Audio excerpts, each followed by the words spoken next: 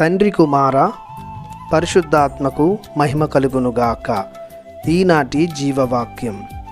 తన పట్ల భయభక్తులు చూపువారనిన తన కృపకు కాచుకొని యుండువారనిన ప్రభునకు ఇష్టము. కీర్తన 147 వచనము 11. ప్రియ దేవుని బిడ్డలారా, సహోదరి సహోదరులారా, మన తండ్రియగు దేవుని నుండి మన ప్రభువగు యేసుక్రీస్తు నుండి కృపయు శాంతియు మీకు లభించునుగాక. ఈనాటి జీవవాక్యం ద్వారా ప్రభువు తనకిష్టులైన ప్రజలెవరో తెలియజేస్తున్నారు. మొదటిగా, తన పట్ల భయభక్తులు చూపువారనిన ప్రభునకు ఇష్టము. భయము అనగా గౌరవము, ప్రేమ, విధేయత, అనుకవ చూపించడం అని అర్థం.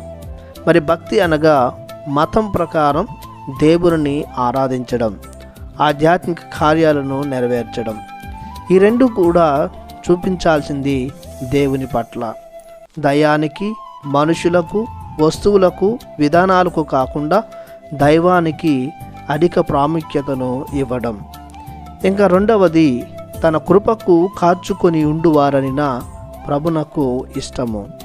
దేవుని కృప అనగా దేవుని ఉచితానుగ్రహము. దేవుడు దయతో మానవుడు కోరనటువంటి దానిని వసగడమే దేవుని కృప. ఇది దేవుడు మానవుని క్రియలను బట్టి కాక వారి విశ్వాసాన్ని బట్టి దేవుడు ఇచ్చు అనుగ్రహము. దీనికోసం నిరీక్షించువారు లేదా వేచి ఉన్నవారు ధన్యులు. ఈ రెండింటిని విశ్వాసము మరియు నిరీక్షణ అని కూడా చెప్పుకోవచ్చు. కాబట్టి ప్రియ దేవుని బిడ్డలారా, బ్రతికి ఉన్న దినములలో ఈ లోకములో సర్వశక్తిమంతుడైన ప్రభుని ఎడల భయము, భక్తి కలిగి ఆధ్యాత్మిక కార్యాలలో పాల్గొంటూ మతపరమైన విధులను నెరవేరుస్తూ విశ్వాసము, నిరీక్షణ మరియు దైవ ప్రేమ అను మూలాంశాలను కలిగి దేవుని కృపకై కాచుకొని జీవించుదాం. ప్రార్థించుదాము.